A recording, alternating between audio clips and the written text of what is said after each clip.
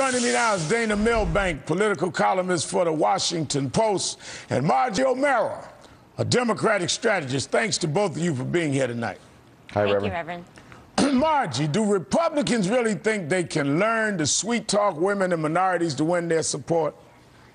Well, they certainly have a lot of ground to make up. I mean, they tried this strategy, their talk about rape a lot strategy, and it was clearly unsuccessful. They lost a lot of seats. It cost them a lot with women voters. Mitt Romney lost.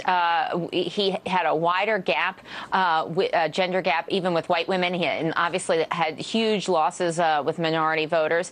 So I think they should really look at, really bring some women to the table. I mean, there are a lot of really great Republican women who can lead the way, who can say, look, we can be for lower taxes, we can be for less spending, at the same time not sound hostile to women and minority voters. It is possible.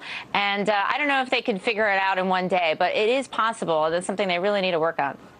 Dana, when you look at the exit polling from November's election, Republicans lost African Americans by 87 points.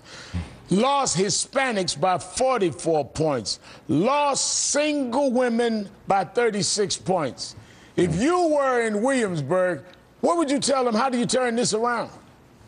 Well, here's what I wouldn't have done, Reverend Al, is they had the session on reaching out to minorities, and they held it in a room named for a slave plantation, which the only thing better than that would be if they had the breakout sessions after that in the George Wallace Salon and then all retired to lunch in the Bull Connor Ballroom.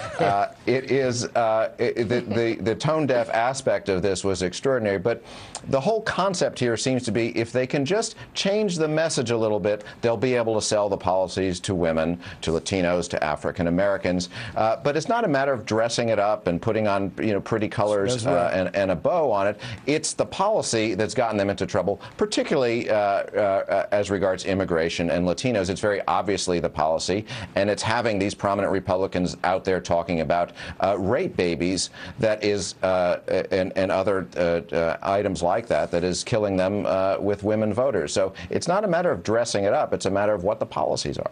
Now, you see, Margie, even the conservative women are speaking out against their party. The right-wing Independent Women's Forum held a panel this week about the GOP women problem. Talking Points memo reports most women on the panel expressed exasperation that despite being 53% of voters in the last election, the Republican Party was failing to reach out to women. They seem to be in agreement that the problem was more than just a few bad lemons who had ruined things for everyone else. That's interesting. Women in the party, as you said. You said there were good women in the party. Even some of the women are complaining. And the policies are the war on women, not just the makeup of the appearances, the policies.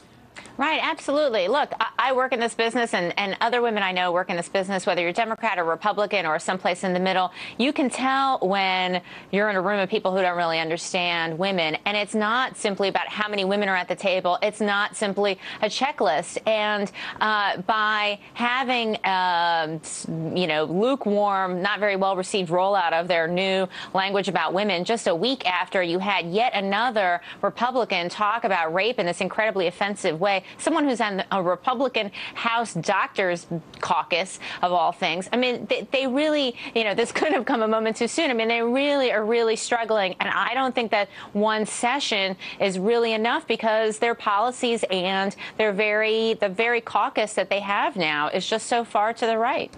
Dana, the Republicans have now backed down on this debt ceiling fight and talking about extending 3 months. They blinked. What happened, Dana?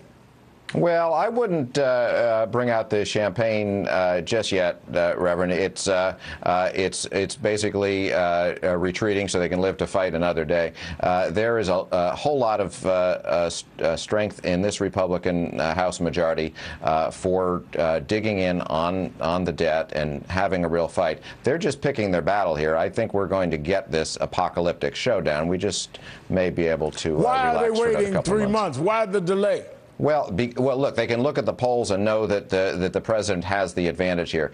It was probably a dumb fight to pick in the first place. There are all kinds of other opportunities here, whether it's the debt limits, whether it's a government shutdown. There are all kinds of opportunities for them to gum up the works, and I think you can count on that happening.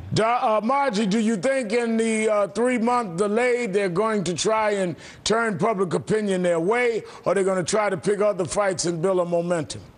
This is another situation where you have Republicans really not reading the sense of the country, not reading public opinion well at all. Most Americans want to see the president and Congress come to the table and work together. You see the president's numbers rebounding and have gone up since before the election and continue to go up. They're as strong as he's ever been.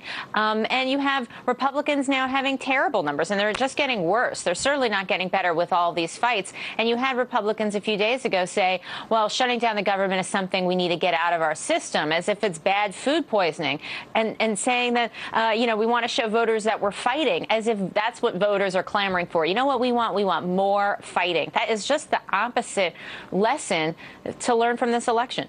Dana, as people are heading into Washington this weekend for the election, we're hearing that it may not, for the inauguration, not the election, we're hearing it may not be the numbers we saw before, but there seems to be a building up of excitement again. Well, you can see everything getting prepared, the reviewing stands and the bleachers. There are people coming to town, but you cannot compare this to that magical feeling of 4 years ago. I think there's a lot of disillusionment and, 4 years of a rough economy. Americans are not as optimistic as they had been, but look, we can still throw a pretty good party in this town, so come on down. Dana Milbank and Margie Omero, thanks for your time this evening. Thank you. Ahead, it's been a long, strange 4 years. We'll